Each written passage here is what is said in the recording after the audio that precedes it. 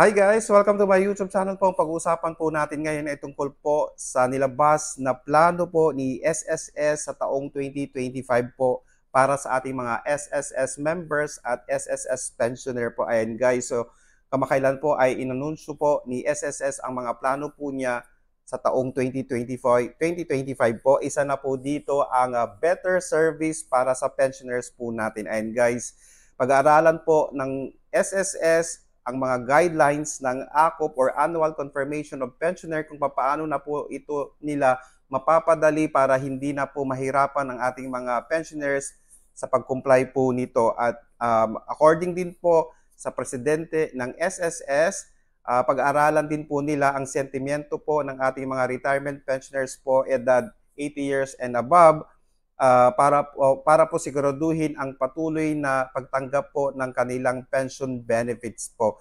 Pangalawa po, na plano po nila ay babaan po ang interest rates po ng salary loan at calamity loan po. Malaki pong tulong ito sa ating mga SSS members dahil nga po mapapababa na po nila ang SSS loan and calamity loan interest rates po. At ang pangatlo po dito, hikayatin po nila ang mga group of professionals po katulad po ng mga doctors, mga accountants, mga engineers po na ipagpatuloy po ang pagbabayad sa SSS kahit sila po ay self-employed po. Okay?